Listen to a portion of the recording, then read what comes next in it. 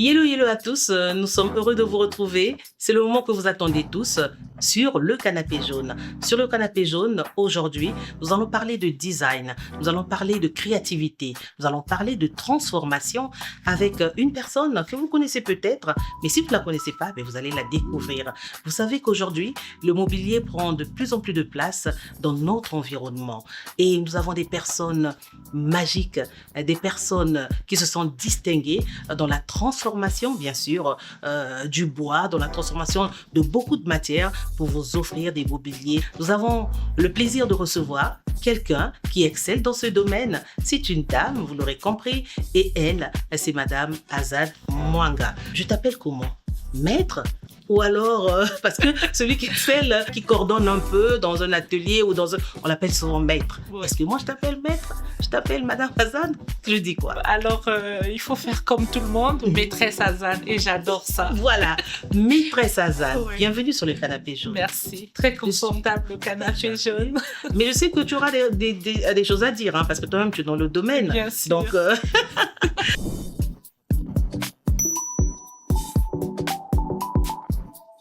on est là pour échanger autour de ce qu'elle fait, autour de son métier, autour de cet art qu'elle a vraiment magnifié au travers de ses mains, de sa tête, parce qu'elle réfléchit pour le faire et pour vous offrir finalement un travail de qualité.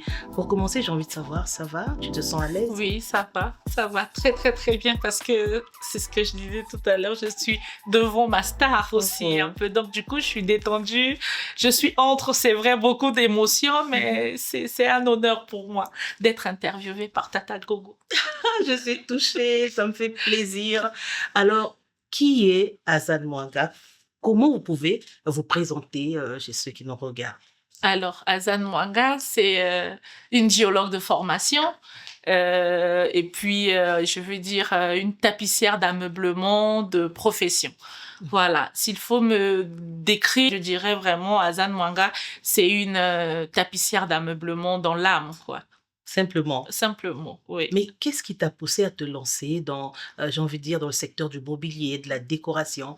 Qu'est-ce qui a fait un jour que tu te lèves, tu te dis, tiens, je peux, voilà, exceller dans tel domaine? Honnêtement, je dirais rien.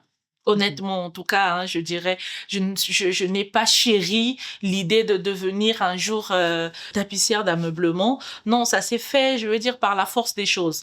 Je suis géologue de formation. Malheureusement, dans mon cas, l'accès à l'emploi a été, on va dire, un véritable défi. Oui. Tout de suite, il fallait trouver une alternative parce que il fallait quand même remplir son assiette. Et donc, je dirais que je suis allée puiser dans mes compétences. Je suis quelqu'un de très habile des mains depuis toute petite. Moi, j'ai connu l'artisanat très très jeune. J'ai fait de la bijouterie, de la cordonnerie, de la maçonnerie avec mon père. Donc depuis que je suis toute petite, j'aime le travail de la main en fait. L'artisanat ne m'a pas, on va dire, surprise comme ça là à l'âge adulte. Donc très habile des mains. Qu'est-ce que je me suis dit? Je ne vais pas attendre de faire une formation supplémentaire. Je n'en avais pas les moyens d'ailleurs. Donc je suis allée puiser dans mes réserves naturelles, dans mes ressources naturelles. Et donc, la tapisserie d'ameublement, je veux dire, s'est imposée à moi comme une évidence. Voilà, comme une évidence. J'ai terminé à l'école, il n'y avait pas de boulot. J'ai commencé avec du bricolage. C'est pour ça que je dis, mes mains m'ont sauvée en fait. Donc, grâce à ma détermination aujourd'hui, j'en ai fait une véritable activité professionnelle. Voilà, c'est un peu mon histoire en autodidacte en plus. En plus, Voilà. dans le langage courant ici au Congo, c'est quoi la tapisserie? Alors, j'aime tapisserie d'ameublement, c'est vrai, parce qu'après avoir compris ce que c'était, l'appellation, mais vraiment la plus, on va dire, clean, Voilà. c'est tapissière d'ameublement, mais dans le langage de chez nous, c'est le garnissage. On va dire que je suis une garnisseuse. Donc, le garnisseur, de façon générale, c'est celui qui touche à la menuiserie, à la couture pour fabriquer ces jolis meubles que vous voyez. Donc, en plus de ça, je me suis intéressée au design d'intérieur. Donc, aujourd'hui, dans mon entreprise, je fais de la tapisserie d'ameublement, c'est vrai, mais je suis dans le design d'intérieur aussi de façon permanente, quoi. Voilà. Est-ce que quand on parle, comment dire, de tapisserie, ça veut dire que même quand j'ai une voiture, les fauteuils sont usés, je peux aussi refaire. Oui, je fais tout dans la tapisserie d'ameublement. Je dessine les modèles moi-même, je passe à la menuiserie, je passe à la couture, et puis tout ce qui est tapisserie d'ameublement, tout ce qui est garnissage de façon générale, bah je touche. Est-ce qu'on t'a jamais dit que c'est un métier d'homme que tu fais quand même? Oui, tout le temps, les gens sont étonnés. On voit une femme pas déformée du tout parce que je reste quand même féminine. Très féminine. Oui, et donc ça surprend. Mais moi, c'est vrai que ce terme-là, métier d'homme, limite m'énerve un peu parce que je me dis, les métiers ne peuvent pas être genrés. Il y a simplement des métiers libres à nous de faire nos choix. Moi, j'ai eu les compétences, j'ai la motivation, j'ai le désir. Bah, je me lance. Je ne me pose pas la question de savoir est-ce que c'est un métier d'homme, est-ce que c'est un métier de femme. Je me dis juste que j'ai la compétence pour, alors je le fais. Donc, c'est vrai qu'on me dit, c'est un métier d'homme, je rigole, mais après, au fond de moi, je dis, non, mais arrêtez. La preuve est que aujourd'hui, je me suis, sans prétention, imposée dans ce domaine-là. Et Dieu merci, ça fait quand même 8 ans que je gère. Alors, Hassan, dis-moi, qu'est-ce qui t'a poussé ou qui t'a permis de te lancer dans ce domaine du design, de la décoration? Ça a été facile au début? Non. Si je disais que ça a été facile au début, je mentirais. C'est vrai que j'étais prise de passion. Je suis passionnée de ce que je fais aujourd'hui. Mais il y a 8 ans, si on m'avait dit que je serais aussi confortable dans ce que je fais, j'aurais dit non, je n'y crois pas. Ça a été très, très, très difficile. Déjà, parce que les métiers comme le garnissage ne sont pas des métiers, on va dire, valorisants et même valorisés. Pour une jeune fille qui a été, qui sort de Marien Gwabi, de l'université, qui a toujours eu un parcours scolaire assez intéressant, se retrouver comme ça, en train de toucher du bois, en train de... Non, c'était vraiment pas le rêve, mon rêve à moi et même moins celui de mes parents. Ça n'a pas été facile, mais heureusement que j'ai été déterminée, j'ai été motivée et surtout passionnée. Et voilà, les résultats sont palpables aujourd'hui. Palpables, oui, bien sûr.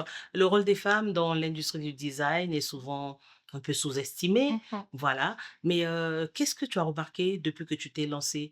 Est-ce que quelque chose a évolué? Et comment toi, tu te démarques de ce que les autres font? Alors, déjà, pour moi, c'est, on va dire, une petite victoire parce que je disais tout à l'heure qu'il y a quand même 8 ans que je suis là-dedans. Donc, 2016-2017, lorsque je commence avec le recyclage des pneus. Donc, je ramasse les pneus et je les transforme. J'en fais des poufs, j'en fais des accessoires de décoration. À l'époque, il n'y a pas de femmes. Il n'y a pas de femmes dans le domaine du garnissage. Moi, je suis autodidacte. J'ai appris sur le tas. Aujourd'hui, je vous fais de merveilleuses choses. Jamais je ne les ai apprises dans un atelier ou... Donc, lorsque je commence, il n'y a personne. Au fil des années, il y a des filles qui commencent à toucher, même si elles ne sont pas encore maîtresses d'atelier, mais je suis satisfaite, je suis aujourd'hui ravie de susciter quand même de l'intérêt sur ce métier-là. Je remarque que les choses sont en train d'évoluer. Il y a beaucoup plus de femmes qui s'intéressent au métier de la main, au métier... Il n'y a pas que le garnissage, c'est la soudure, c'est la mécanique, c'est la cordonnerie, c'est la maroquinerie, des métiers de l'artisanat qui étaient réservés à une certaine, on va dire, aux hommes qui aujourd'hui sont facilement manipulés par des femmes. Alors, comment moi je me démarque dans ce domaine-là? Je dis toujours, je répète ce que les clients me disent. Et je ne vais pas parler de moi, le moi étant haïssable, comme on dit, mais je vais vous répéter ce que les clients me disent. Ceux qui viennent chez moi me disent que j'ai apporté de la finesse, j'ai apporté de l'originalité, Oui. j'ai apporté de le confort, le beau. Tout ce qui était inaccessible à une certaine couche de la société devient aujourd'hui accessible. Vous savez, le slogan du petit coin déco, c'est le luxe à petit prix. Voilà, donc aujourd'hui, le Congolais moyen peut se permettre un luxe chez lui, mais vraiment à petit prix. Donc, c'est un peu ce luxe-là que j'ai ramené du fait, on va dire, local, mais avec beaucoup de finesse, beaucoup d'originalité, Voilà. beaucoup de... Voilà. Il faudrait pas que je m'emporte aussi. Alors, Je avec suis Dubois, amoureuse de mes œuvres. ben nous aussi, hein, nous aussi. Merci. Mais en tant que dirigeante dans le domaine de la déco, quels sont les obstacles que tu rencontres quand même qui t'empêchent finalement de mieux t'extérioriser dans ce que tu fais? Alors, je vais parler de l'équipe. Mhm. Moi, je vais parler de mon cas. Après, je pense pas qu'il soit un cas isolé. L'équipe, malheureusement, peu importe les efforts que je fais pour transmettre la passion, pour transmettre l'ambition, pour transmettre la vision, Oui. malheureusement, on rencontre des gens avec qui on travaille qui n'arrivent pas à suivre, qui n'arrivent pas à s'approprier cette vision-là, cette passion-là. Et malheureusement, la passion, on ne peut pas former une personne à être passionnée. C'est pas possible. Donc, on fait avec, on a la volonté, on a la motivation, on a surtout des objectifs à atteindre et on ne se laisse pas battre. C'est des difficultés, c'est vrai, mais on trouve des moyens pour les contourner. On trouve les moyens, moi, toutefois, je trouve les moyens de contourner ces difficultés-là. Donc, ça prendra le temps que ça prendra. Je pense que je réussirai toujours à les contourner, ces difficultés-là. Alors, Azan, tu sais, le mobilier, on va dire, a un pouvoir immense de transformer un espace, de raconter une histoire. Comment, selon toi, le mobilier peut-il être un moyen d'expression? Je dis toujours que une maison, c'est une âme. Mhm. Une maison, c'est comme vous avez dit tout à l'heure, une maison raconte une histoire. Oui. Lorsque je reçois les clients, il arrive que les clients viennent avec leur modèle et tout ça. Ah, je veux ceci, je veux cela. Mais j'arrive en voyant un client, une cliente, à faire changer, enfin de façon générale, à faire changer d'avis la personne en face de moi. Parce que déjà la personne en elle-même me dit tellement de choses que je comprends que tout de suite, les propositions que je ferai à la personne seront acceptées. C'est pour ça que je dis ce travail-là, c'est aussi un travail d'esprit. Oui. Il faut être, mais vraiment en connexion parfaite avec ce qu'on fait pour pouvoir faire accepter ces clients-là nos propositions, en fait, qui sont aussi, on va dire, le résultat justement de cette créativité-là, de cette passion de façon générale.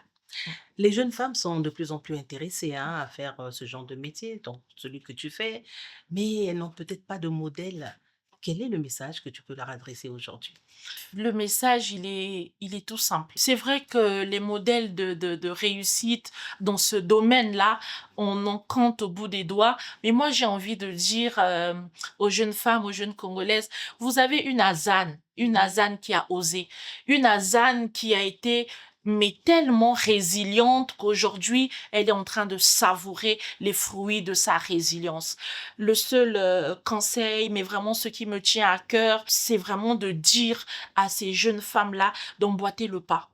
Essayez, même si ça ne marche pas, réessayez, réessayez. Moi, je suis tombée, mais tellement de fois avant de me retrouver, avant d'être aussi à l'aise, aussi confiante pour dire aux gens, j'ai trouvé ma voie. Je sais que je vais impacter, mais vraiment positivement, la société congolaise dans ce domaine-là. Ça, c'est à féliciter. J'ai envie de te dire bravo. Merci. Tu travailles beaucoup, hein, parce que tout à l'heure, avant qu'on ne commence, on te reçoit sur le canapé, j'ai senti que tu as eu beaucoup d'appels. C'est probablement des clients. Oui, Mais à cette heure, on tourne cette émission un peu tard dans la nuit. oui. On t'appelle, ça veut dire que tu travailles aussi la nuit. Bien sûr, je suis actuellement sur un très, très grand chantier. Je ne Raconte-nous. sais pas si je peux le citer. Oui, raconte-nous. Je suis très, très, très honorée de participer à la rénovation de l'aéroport Maya Maya avec à ma charge la rénovation du salon Ébène. Mhm. Un projet qui est pour moi, on va dire, un accomplissement, mais de tous ces sacrifices, de tout. Je suis tellement, tellement honorée de laisser un impact dans ce lieu, on va dire, emblématique. Je pense qu'un aéroport, c'est la plus grande vitrine d'un pays et avoir une marque du petit coin déco dans ce milieu-là, pour moi, c'est un honneur. Donc, voilà, je recevais l'appel du directeur qui, quand même, me mettait un peu de pression. Je suis dans les délais, hein, mais quand même, on veut savoir comment Bien ça sûr. se passe. Oui, le Mais client, bon, tu sais, voilà. il est toujours... Effectivement. Donc, je suis... c'est vrai que les gens ont tendance à croire que lorsqu'on travaille à son propre compte, on est libre, mais j'ai envie de dire non, on porte le poids de l'entreprise sur soi et on se doit d'être disponible. Moi, je reçois des appels à minuit, 1 heure, je réponds, surtout lorsque c'est un client qui fait déjà partie de mon répertoire de commandes. Je ne vais pas laisser mon téléphone sonner parce qu'il est minuit, 1 heure, non. La personne a donné son argent se retrouve dans mon portefeuille, je me dois de rassurer la personne, de répondre à ses appels, peu importe l'heure, et puis voilà, c'est tout ça les sacrifices pour un jour arriver à un niveau d'excellence D'accord. parfait, quoi. Et Voilà. cela ne dérange pas la personne qui partage ta vie? J'ai... Elle a compris les enjeux de... Oui, oui. Voilà, parce qu'il y a des hommes qui Mm. n'acceptent pas tout ça. Ils se déranger au milieu de la nuit. Effectivement. Mais moi, j'ai la chance, je dis toujours, j'ai la chance d'avoir quelqu'un qui m'accompagne, quelqu'un qui a envie de me voir très haut Oui. et qui comprend que je dois passer par tous ces sacrifices-là pour atteindre ce niveau. Je bénis Dieu pour l'homme qui partage ma vie, qui est le papa de mon merveilleux petit-fils, parce que je suis maman depuis quelques mois, mon premier, Ah, et voilà. depuis quelques mois seulement? Depuis quelques mois Combien de seulement. mois plus précisément? 18, non, 20 mois. 20 mois. 20 mois, On lui- c'est un on va lui bébé faire un encore. coucou. Oui, Coucou, mon il petit- nous regarde en mon ce petit shine, ma petite lumière. Ah ben voilà. Alors, Azad, Et tu le papa travailles, de Shine. on le salue, hein, le papa de Shine. Nous t'aimons beaucoup, voilà. Mais peut-être qu'un jour, lui aussi va passer sur le canapé jaune. On Par croise les rapport à ce doigts. qu'il fait dans la vie, ce serait toujours intéressant. Mais Azan, dis-moi, tu travailles avec... en fait, tu as une équipe de combien de personnes? J'ai une T'as des équipe. ressources, Oui, oui, oui, oui. J'ai formé, hein. J'ai formé. Oui. Au début, j'étais seule. Je ne voulais pas être accompagnée parce qu'au début, pour moi, c'était, je vais pas dire de l'amusement. Non, pour moi, c'était un gagne-pain. Mais j'aime tellement bien faire les choses lorsque j'ai compris que c'était ma voie. Il fallait pour moi que je me donne les moyens d'atteindre aujourd'hui le niveau auquel je suis. Donc, j'ai commencé par former, Oui. Dieu merci, des garçons courageux qui sont avec moi jusqu'aujourd'hui et qui, avec la grâce de Dieu, je pense que je réussirai à élever surtout le niveau, parce qu'il ne s'agit pas seulement de faire, de m'accompagner dans la pratique, mais Oui. il s'agit aussi de leur transmettre l'ambition, de leur transmettre certaines valeurs entrepreneuriales. Moi, c'est vraiment ce que je désire. Le but, c'est pas qu'ils soient à une durée indéterminée avec moi, qu'ils partent, qu'ils créent Qu'ils se aussi démarquent aussi, des et puis voilà. voilà, des entreprises, que j'en reçoive d'autres, que je forme et au fur et à mesure qu'on impacte ensemble, quoi, qu'on impacte ensemble. Recevoir et former, c'est vraiment, voilà, on va dire un don. Mais comment rencontrer Azad? Comment, voilà, il y a une adresse. Qu'est-ce que tu peux dire à ceux qui te suivent? Parce qu'on est arrivé à la fin. Un dernier mot. Et puis, finalement, nous rappeler où est-ce qu'on peut retrouver Azad? Alors, Azan est très, très, très accessible. Le petit coin déco, donc je vais parler du petit coin déco, a 2 adresses. Donc, la première depuis 8 ans, à Diata, 50 rue Mosenjo. Et depuis février 2025, j'ai mon premier showroom en ville, à la résidence Les Flamboyants. Entrée principale, première boutique à droite. Voilà, pour l'atelier à Diata et pour le showroom, cet espace-là où vous pouvez trouver des articles du petit coin déco déjà faits. Vous pouvez toucher du doigt ce que l'atelier fabrique, à la résidence Les Flamboyants. Entrée principale. Simplement. Simplement. Première boutique. C'est ça. Ok, alors, madame, monsieur, pour vous qui nous suivez, j'espère que vous avez trouvé là un créneau pour faire place à vos passions et surtout aller de l'avant sur vos rêves professionnels. Vous avez là un bel exemple. C'est une femme, elle est tapissière, vous avez dit Oui, tapissière d'ameublement. Voilà, pour la tapissière, j'ai envie de le mais dire. garnisseuse. Garnisseuse, oui. Voilà. Elle, c'est Azane Mwanga. Voilà, désormais, n'hésitez pas à aller vers elle. Elle a donné Merci. son adresse. Mais nous nous ferons le plaisir un jour peut-être d'emmener notre fauteuil jaune dans son atelier pour aller la voir travailler. Mais Merci. entre-temps, voilà, restez tels que vous êtes, restez des personnes inspirées, des personnes qui veulent aller de l'avant et des personnes qui peuvent tirer profit de tout ce que on vous dit ici, de toutes les informations qui sortent du canapé jaune. À très bientôt pour un nouvel épisode. Moi, c'est Gogo Adrienne. Je vous dis ciao, ciao. Ciao, ciao. Mais c'est pas fini, ouais. Azane. Voilà. Là. J'ai un cadeau pour toi, Azane. Voilà. C'est Donc, mignon. Merci. ça, c'est pour toi, pour te dire merci d'être passé sur le canapé. Non, mais c'est moi qui vous remercie, surtout pour l'intérêt que vous me portez. Et MTN, comme je disais, n'a jamais raté une occasion de mettre la femme en avant. Et c'est pour ça que je dis merci. Merci d'élever vraiment à un niveau inimaginable l'entrepreneuriat féminin. C'est très, très gentil.